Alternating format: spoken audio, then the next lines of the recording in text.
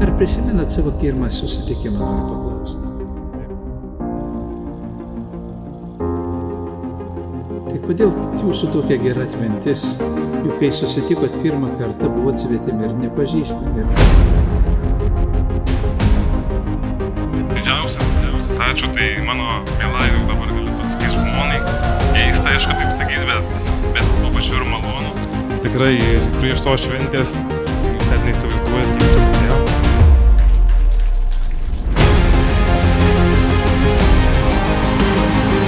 Aš Domantas.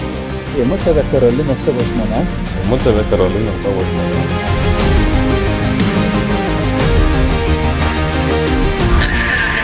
Imu tave Domantai savo vyru.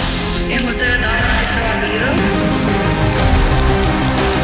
Visi žinokit, kad jeigu jūs esat čia, jūs kiekvienas esat mūsų širdyje turite savo vietelę. Meilė kantri, meilė maloninga, ji nepavydi, meilė Iš nesididžiuoja nepažįstamo ir svetimo šiandien jūs ji tapot nesielgia netinkamai, artimi ir brangūs ir net norit visą gyvenimą būti. Jūs matot, kokia yra meilė, pati didžiausia jėga pasaulyje. su džiaugsmu pritarė tiesai, ji visą pakelia, visą tiki, viskuo gali, ir visą ištveria. Meilė niekada nesibaigia.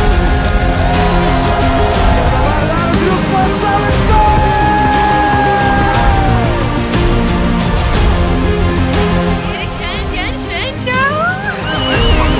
Vienas kitas rado ir palinkėsiu tai tiesiog, kad gyvenime yra trumpai, yra šalta, karšta. Tai palinkėsiu turėti labai, kad tai vienas kitą ir tą visai sutvirtų. Sunkiausiom akimirkom atsiminti šią dieną.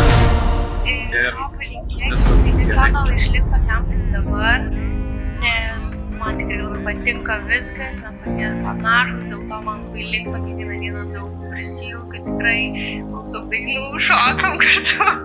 Tiesiog taip leisti toliau laiką. Bet linkiu kantrybės, dėkingumo visiems ir atvirumo visiems Dievo planams.